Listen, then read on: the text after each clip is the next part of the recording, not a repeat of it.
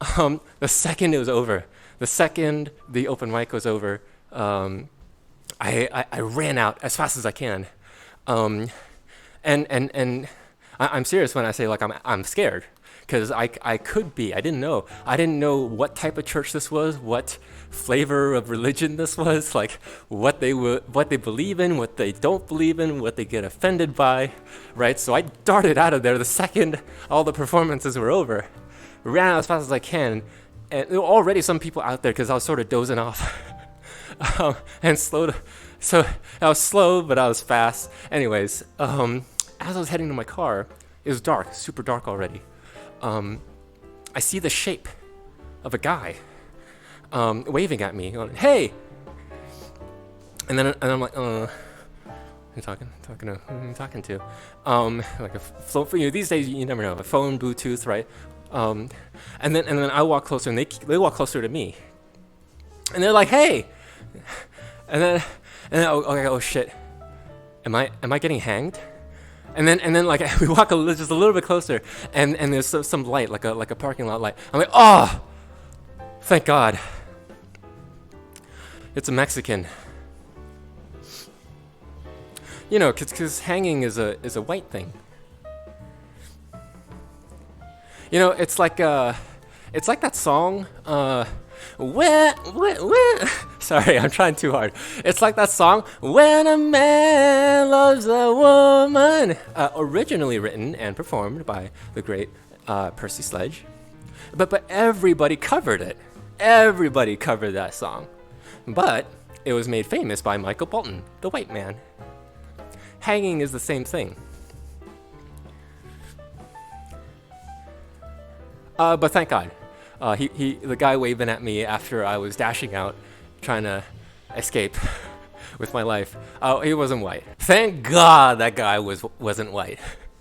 I would have freaked the fuck out. No, it was just a Mexican guy.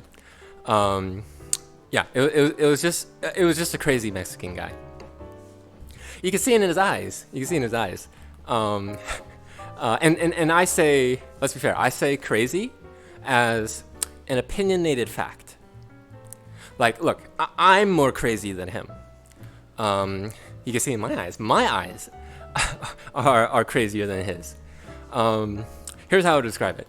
He is just a crazy person who just exists as crazy. I'm a crazy person who's aware of my crazy and knows how to use my crazy. So that's way more dangerous. The other thing that gave the crazy away was, and again, just opinionated fact. the other thing that gave the crazy away was I think he misunderstood my stand-up. I think I actually, thinking back, I'm starting to connect the dots and think maybe he was one of the people who laughed at my "there's so many gay people" joke. And it was interesting because the way I meant it was, I was talking about like how ironically there's so many people who hate on gay people, and those people are just insecure about being gay, and that there's just so many of them. That was my joke. Yeah, nothing funnier than explaining the joke, but my guy was like, "Yeah, I loved your performance," and I'm like, all shy and stuff. I'm like, "Thank you, keep praising me." And he was like, I like the part where you were talking about like gay people, cause I was abused by a gay person," and I'm like, "Okay, all right." And at this point, right, I'm thinking he either misunderstood my stand-up, or like I'm really not connecting these dots. The whole conversation, I was thinking he hated gay people. Cause like I'm projecting myself on him, right? Like I would hate someone too if they abuse me. If if they abused me. Great entrance. and but like they were talking to me like all nice and stuff the whole time, and I'm thinking like, oh, and the folks here, you guys, no, you guys here know, that, oh gosh, he's gonna be so disappointed when he sees my channel, cause we exchanged emails. And like I was saying earlier, I wrote my name as Konada, like literally Konada, the name. I performed as Konada. I gave him my email as Konada's email.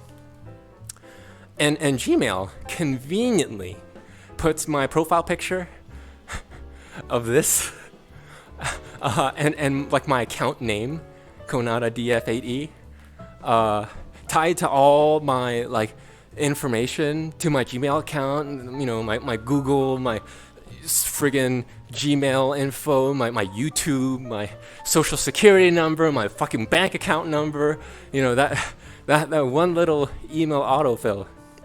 It's only a matter of time till he sees this. But I'll say, he seems like a kind-hearted psycho, and I hope, genuinely, I hope we can become psycho friends. It was fun. It was fun. I shat my fucking pants, but I had a lot of fun. And it was a church. It was a fucking church. And even though I found out, I kept forgetting it was a fucking church. Performing at that church was like the Elden Ring of learning how to do stand-up. Jesus. Well, that's okay. They say a church is God's home. So, and I hope I can come back next month and jerk off in God's home again. It's all right. Thank you. That's all my stand-up. Have a good night, everybody. Thank you for the raid. Thank you for everybody who's coming and anything else that happened. Bye.